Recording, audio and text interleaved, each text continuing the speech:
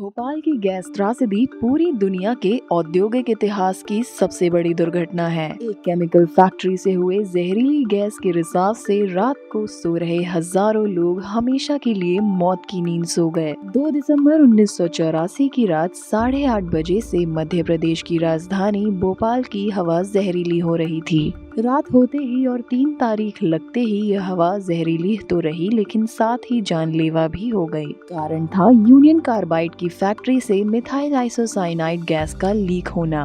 Gas के leak होने की वजह थी टैंक नंबर 610 में जहरीली मिथाइल आइसोसाइनाइड गैस का पानी से मिल जाना। इससे टैंक में दबाव बन गया और वो खुल गया। फिर इससे निकली वो गैस जिसने हजारों की जान ले ली और लाखों को विकलांग बना दिया, जिसका दंश आज भी दिखाई पड़ता है। ये 4 दशकों से चला आ रहा ऐसा जख्म है जो 40 साल बाद भी लोगों के जहन में ताज़ा है। सरकारी आंकड़ों के मुताबिक इस दुर्घटना के कुछ घंटे के भीतर 3000 लोग मारे गए थे। हालांकि गैर सरकारी संस्थाएं मानती हैं कि ये संख्या करीब 3 गुना ज्यादा थी। इतना ही नहीं, कुछ लोगों का यह भी दावा है कि मरने वालों की संख्या करीब 15,000 से भी ज्यादा है। पर मौत का वह सिलसिला उस रात शुरू हुआ और वर्षों तक चलता रहा। तो इसमें कितनों की जान गई, कितने अपंग हो गए, इस बात का कोई सटीक आंकड़ा नहीं है। 2 से 3 दिसंबर की रात भोपाल के लिए वो रात थी जब हवा में मौत बह रही थी। फैक्ट्री के पास की झुग्गी बस्ती बनी थी जहां काम की तलाश में दूर दराज गांव से आकर लोग रह रहे थे। इन झुग्गी बस्तियों में रह रहे कुछ लोगों को तो नींद में ही मौत आ गई।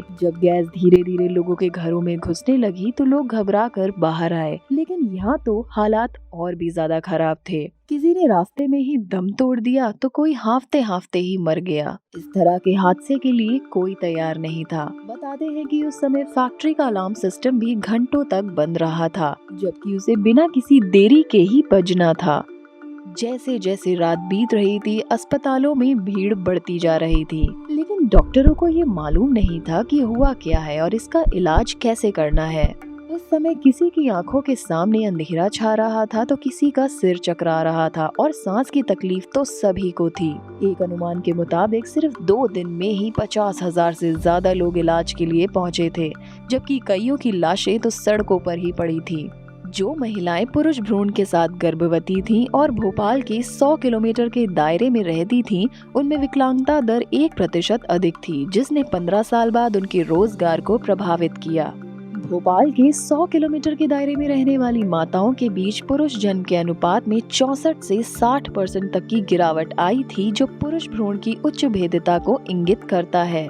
100 किलोमीटर के दायरे से बाहर कोई महत्वपूर्ण परिवर्तन नहीं देखा गया। भोपाल के 100 किलोमीटर के दायरे में वर्ष 1985 में पैदा हुए पुरुषों में 1976 से 1984 और 1986 से 90 की अवधि में पैदा हुए लोगों की तुलना में कैंसर होने का 8 गुना अधिक जोखिम था। इसके अतिरिक्त वर्ष 1985 में पैदा हुए पुरुष जो भोपाल के 100 किलोमीटर के दायरे में रहते थे, उन्होंने पैदा हुए अपने समकक्षों और 100 किलोमीटर से अधिक दूर रहने वाले व्यक्तियों की तुलना में वर्ष 2015 में कैंसर के 27 गुना अधिक जोखिम का अनुभव किया। इस हादसे का मुख्य आरोपी था वॉरेन एंडरसन, जो इस कंपनी का सीईओ था। 6 दिसंबर 1984 को एंडरसन को गिरफ्तार भी किया गया, लेकिन अगले ही दिन 7 दिसंबर को उन्हें सरकारी विमान से दिल्ली भेजा गया और वहां से वो अमेरिका चले गए। इसके बाद एंडरसन कभी भारत लौटकर नहीं आए।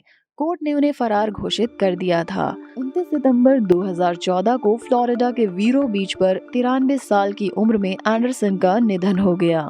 गैस लीक होने के 8 घंटे बाद भोपाल को जहरीली गैस के असर से मुक्त मान लिया गया था, लेकिन 1984 में हुई इस दुर्घटना से मिले जख्म 40 साल बाद भी भरे नहीं हैं।